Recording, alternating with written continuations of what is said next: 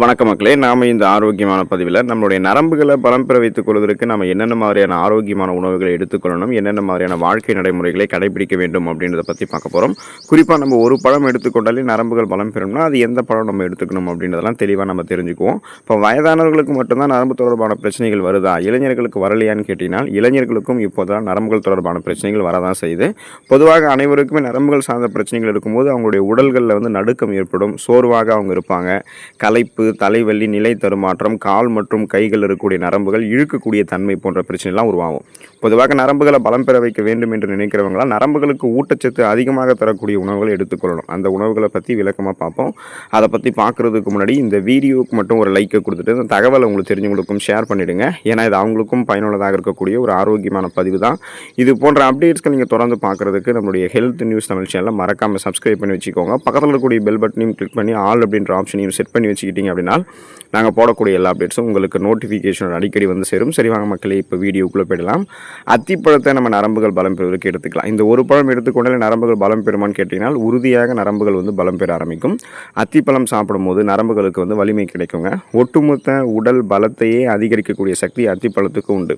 இப்போ நீங்கள் அத்திப்பழம் சாப்பிட்டீங்கன்னா உங்களுடைய நரம்புகள், அந்த நர்வ்ஸ் எல்லாமே ரெஃப்ரெஷ்மெண்ட் ஆகிடும், புத்துணர்ச்சி ஆகதோடு நரம்புகளுக்கு வேண்டிய பலத்தை எல்லாம் கொடுத்து நரம்பு தளர்ச்சி உள்ளிட்ட பல்வேறு விதமான நரம்புகள் சார்ந்த பிரச்சனைகளை அத்திப்பழம் வராமல் உங்களுக்கு தடுத்து நிறுத்தும், நரம்புகள் சார்ந்த பிரச்சனைகளை குணமும் படுத்தும். இப்போ நீங்கள் அத்திப்பழங்களை சாப்பிட்றீங்கன்னா ஒன்று அல்லது 2 அத்திப்பழங்கள் இப்போ தான் ஃப்ரெஷ்ஷாக பறிச்சிருக்கீங்கன்னா அந்த அத்திப்பழத்தை எடுத்துக்கலாம்.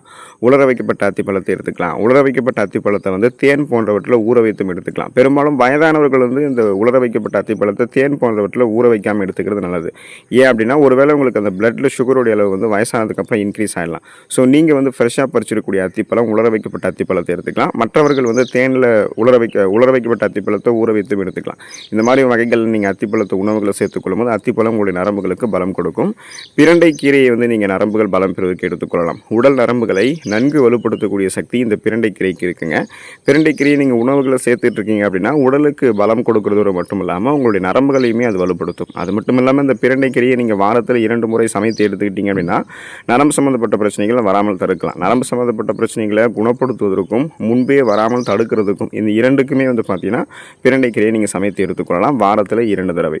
மாதுளம்பழத்தை நீங்கள் வந்து உங்களுடைய உணவுகள் எடுத்துக்கிட்டிங்கன்னா உங்களுடைய நரம்புகள் வந்து பலம் பெற ஆரம்பிக்கும். காரணம், நரம்பு மண்டலம் ஆரோக்கியமாக இருக்கிறதுக்கு மாதுளம்பழம் சாப்பிடுவது நல்லது.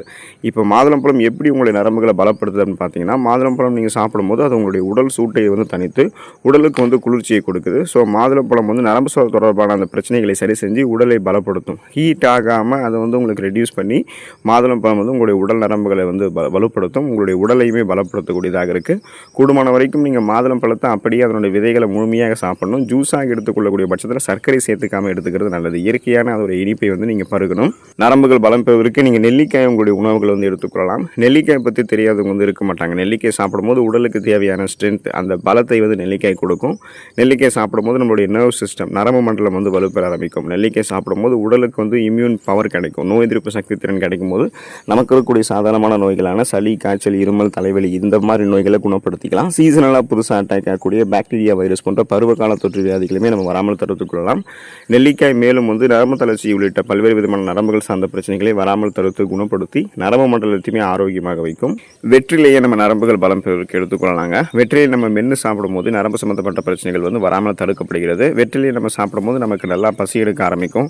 செரிமான கோளாறுகளையுமே நம்ம தடுத்துக் கொள்ளலாம். உடல் நரம்புகளை நன்கு வலுப்படுத்தக்கூடிய சக்தி வந்து வெற்றிலைக்கு இருக்குது. இப்போ இதனால தான் வந்து வயதானவர்கள்லாம் என்ன பண்ணுவாங்கன்னா மதியம் ஒரு கனமான விருந்து சாப்பிட்டதுக்கப்புறம் வெற்றிலை சாப்பிடுவாங்க. அது அவங்களுக்கு வந்து செரிமானம் தொடர்பான பிரச்சனைகளையுமே சரி செய்வதற்கு, அந்த விருந்துகள் வந்து சரிக்கிறதுக்கும் ஹெல்ப் பண்ணும். குறிப்பாக பார்த்தீங்கன்னா அவங்களுடைய நரம்புகள், குறிப்பாக வெற்றிலை வந்து அவங்களுடைய உடல் நரம்புகளை வந்து நன்கு வலுப்படுத்துறதுக்குமே ஹெல்ப் பண்ணும். இப்போ வயதானவர்கள், இளைஞர்கள் அனைவருமே உணவுகளை சாப்பிட்டு முடிச்சதுக்கப்புறம் வெற்றிலை எடுத்துக்கிட்டாங்க அப்படின்னா அது உடல் நரம்புகளையும் செரிமானத்தையும் ஆரோக்கியமாக வைக்கும்.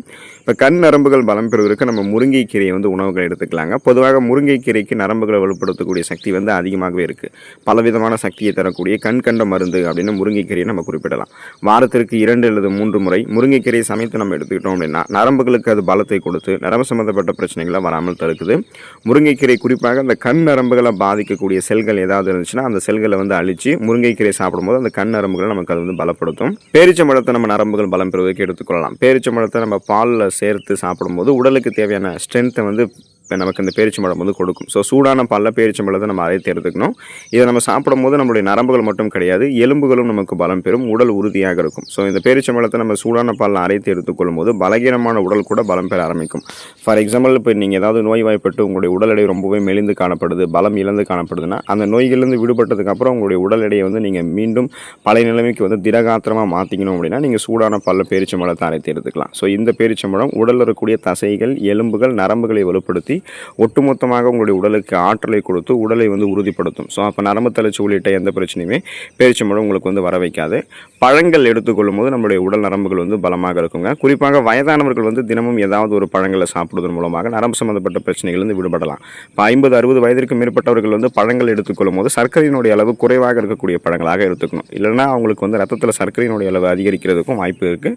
அதில் கவனமாக இருக்கணும். இப்போ இளைஞர்கள் வந்து அனைத்து வகையான பழங்களையுமே தினமும் ஒரு பழம் அப்படின்னு அந்த வகையில் வந்து எடுத்துக்கலாம். உணவுகளை சாப்பிட்றதுக்கு முன்னாடியோ உணவுகளை சாப்பிட்டு முடிச்சதுக்கப்புறமா பழங்களை நம்ம எடுத்துக்கிட்டோம் அப்படின்னா நரம்புகள் நமக்கு பலம் பெறும். கீரைகள் நம்ம நரம்புகள் பலம் பெறுவதற்கு எடுத்துக்கலாம். பொதுவாக நரம்புகள் பலம் பெறுவதற்கு கீரைகள் வந்து நல்ல பலன் அளிக்கும். குறிப்பிடத்தக்க வகையில் இந்த பொன்னாங்கண்ணி கீரை, மணத்தக்காளி கீரையெல்லாம் நீங்கள் சாப்பிட்றீங்க அப்படின்னா நரம்புகள் வந்து உங்களுக்கு பலமாக இருக்கும். இப்போ கீரைகள் போலவே நீங்கள் பச்சை இலை காய்கறிகளை தினமும் எடுத்துக்கணும். இப்போ க்ரீன் வெஜிடபிள்ஸ் அப்படின்னு சொல்லுவோம். ஸோ இதில் வந்து நமக்கு தினமும் ஒரு நாளைக்கு ஒரு காய்கறி தொடர்ந்து நம்மளுடைய உணவுகளை நம்ம எடுத்துக்கிட்டு இருக்கணும். வேக வைத்து சாப்பிட்லாம், உணவுகளில் வந்து சமைத்தும் எடுத்துக்கலாம். ஸோ இந்த மாதிரி காய்கறிகள் நம்ம எடுத்துக்கிட்டு இருக்கணும். காய்கறி வடிசாறு, வெஜிடபிள் சூப்புன்னு சொல்லுவோம் பார்த்தீங்களா, அதை வந்து நீங்கள் காலை மற்றும் மாலை வேளைகளில் அந்த காய்கறி வடிசாரெல்லாம் எடுத்துகிட்டு இருக்கும்போது உங்களுடைய நரம்புகள் வந்து பலமாக இருக்கும்.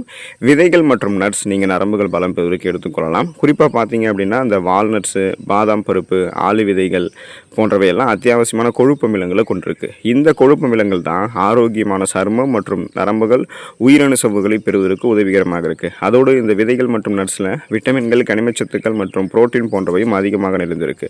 குறிப்பாக விதைகள் மற்றும் நட்ஸில் வந்து அந்த முக்கியத்துவம் ஃபஸ்ட்டு ப்ரியாரிட்டி வந்து நீங்கள் பிஸ்தா பருப்புக்கு கொடுங்க. பிஸ்தா பருப்பில் வந்து விட்டமின் பி எனும் தயாமின் சத்து வளமான அளவில் இருக்குது. இது நரம்புகளினுடைய ஆரோக்கியத்திற்கு மிகவும் முக்கியமானது. ஸோ தினமும் ஒரு கைப்பிடி அளவு விதைகள் மற்றும் நட்ஸ் எடுத்துக்கிட்டிங்க அப்படின்னா சுழற்சி அடிப்படையில் இந்த உணவுகளை நீங்கள் எடுத்துக்கொள்ளும் போது உங்களுடைய நரம்பு மண்டலம் ஆரோக்கியமாக இருக்கும். நம்ம எப்போதுமே நம்மளுடைய இதயம், நுரையீரல், செரிமான மண்டலம், சுவாச மண்டலம் மற்றும் நோய் எதிர்ப்பு மண்டலம் எல்லாமே வந்து அன்றாடம் சரியாக செயல்படுகிறதா அப்படின்றத உறுதிப்படுத்துகிறதுக்கும் அதில் ஏற்படக்கூடிய சிக்கல்களை தீர்க்கிறதுக்கும் நடவடிக்கை எடுக்க முயற்சிக்கிறோம். ஆனால் நம்ம அதிகம் கண்டுகொள்ளாமல் புறக்கணிக்கிறது எதுன்னு கேட்டிங்கன்னா நம்மளுடைய நர்வ் சிஸ்டம், நரம்பு மண்டலம் தான். நமது உடலினுடைய இயல்பான செயல்பாட்டினுடைய ஒருங்கிணைந்த ஒரு முக்கிய பகுதியாக நரம்பு மண்டலம் விளங்குது அப்படின்றத நீங்கள் தெரிஞ்சுக்கோங்க. நரம்பு மண்டலம் தான் நமது நரம்பு முனைகளிலிருந்து மூளைகளுக்கு வந்து செய்திகளை அனுப்புது. நரம்புகள் தான் ஒரு உணர்வுகளை வந்து வெளிப்படுத்துறதுக்கும் புரிந்து கொள்வதற்கும் உதவிகரமாக இருக்குது. ஸோ இப்படிப்பட்ட நரம்பு மண்டலத்தை ஆரோக்கியமாக வைத்திருக்க வேண்டும் அப்படின்னா இந்த உணவுகளை தொடர்ந்து எடுத்துக்கணும். அதோடு வந்து தவறாமல் உடலுக்கு வந்து உடற்பயிற்சிகளையும் செய்வது முக்கியம். ஸோ இது வந்து நரம்பு மண்டலத்தை வலுவாக வைத்துக்கொள்ளும். இதனால் நரம்புகள் பலவீனமாக தடுக்கப்பட்டு புற நரம்புகள் வலு குறைவது நிறுத்தப்படும். உங்களுடைய நரம்புகள் ஒட்டுமொத்தமாகவே பலமாக இருக்கும்.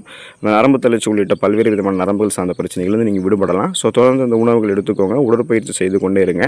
நரம்புகள் பலம் பெறும். 50-60 வயதிலுமே நரம்பு தளர்ச்சி இல்லாமல் ஆரோக்கியமாக இருக்கலாம். அடுத்த ஆரோக்கியமான பதிவில் மறக்காமல் சந்திப்போம். நன்றி மக்களே.